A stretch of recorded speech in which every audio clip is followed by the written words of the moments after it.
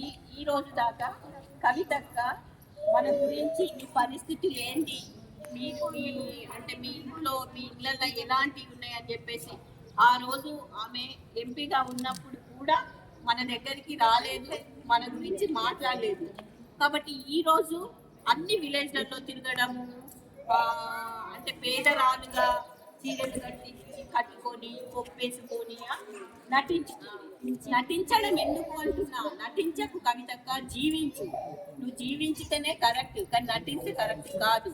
ఎందుకు అంటే ఈ రోజు దాకా ఒక్క రోజైన వికలాంగురాలు దగ్గరికి వచ్చి వికలాంగుడి దగ్గరికి వచ్చి నువ్వు మాట్లాడావా? ఒంటరి మహిళల బతుకు ఏముందని ఒక్క రోజైనా అడిగినావా? వాళ్ళ బీడీ కార్మికులు వాళ్ళు దినమంతా కూర్చొని బీడీలు కడితే వాళ్ళకి క్యాన్సర్ రావచ్చు, వాళ్ళకి ఎన్నుకోస ప్రాబ్లం రావచ్చు.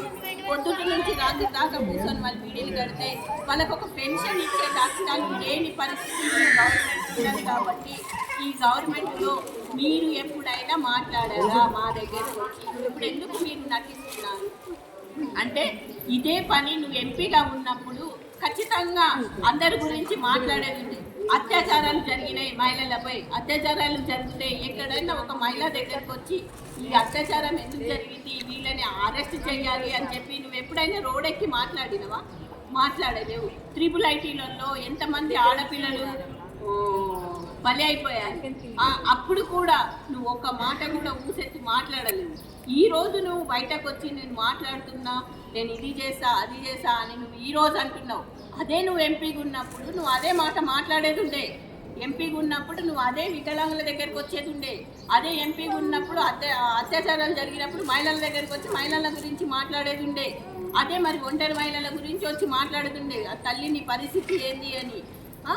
ఈరోజు ప్రతి ఒక్క దగ్గర బెల్ట్ షాపులు పెట్టిపించి ప్రతి ఒక్క మొగోడు దినంలో రాత్రి తాగి మహిళలకు చిత్రహింసలు చేస్తుంటే నువ్వెందుకు చూస్తున్నావు? అంటే బెల్ట్ షాపులు బంద్ చేద్దాము అన్న ఆలోచన నీకు వస్తలేదా? మహిళలు విధ్వరాన్లు అయిపోతున్నారు, చిన్న ఏజ్లనే యాక్సిడెంట్లు అయిపోయి భర్తలు చనిపోయి ఉరిపోసుకొని భర్తలు చనిపోయి ఇలాంటి పరిస్థితి మహిళలపై వచ్చిందైతే నువ్వెందుకు మాట్లాడలేకపోతున్నావు? నీ దగ్గర ఒకవేళ నువ్వు నిజంగా నాయకురాలు అయితే ఒక బెల్ట్ షాపులు బంద్ చేయించేసి అంటే ఆడపిల్లలని నువ్వు ఆదుకుంటే నిజమైన నాయకురాలు అని మేము అందరము అంటాం. అవునా కాదమ్మా? నిజమైన నాయకురాలు ఈ రోజు దాకా ఆడపిల్లలు ఎంత బలి అయిపోతున్నారు. అక్క తెలంగాణ ప్రభుత్వం ఉన్నప్పుడు అదే పరిస్థితి, కాంగ్రెస్ ప్రభుత్వం వచ్చినప్పుడు అదే పరిస్థితి. అంటే మీ అందరికీ అంటే మేమందరం కావాలి, మీరు ఓటేయనికి మేమందరం కావాలి. కానీ ఓటేసి గద్దెక్కినాక మేమెవరం అవసరం లేదు కాదు. ఇప్పుడు చెప్తున్నాను కవితక్క, నేను ఖచ్చితంగా నువ్వు ఒక నాయకురాలు అయితే ఎక్కడ మహిళలకు అన్యాయం జరిగితే అక్కడ నిలబడు.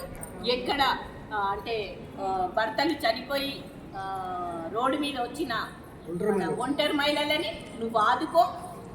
వికలాంగుల పరిస్థితి ఈ రోజు దాకా ఏం పరిస్థితి ఉంది, వికలాంగులకి ఇంత అన్యాయం జరుగుతుంటే నువ్వు చూస్తున్నావు. నువ్వు అది కూడా మమ్మల్ని ఆదుకో, మేమందరం నీ వెంట నిలబడతాము. నువ్వు ఒక నాయకురాలు అని అది తెచ్చుకో కవితక్క. నేను ఇప్పుడు చెప్పేది ఏంటంటే ఖచ్చితంగా నువ్వు బెల్ట్ షాప్ని బంద్ చేయించి నువ్వు నాయకురాలు అని అనిపించుకుంటారని మేము అనుకుంటున్నాం.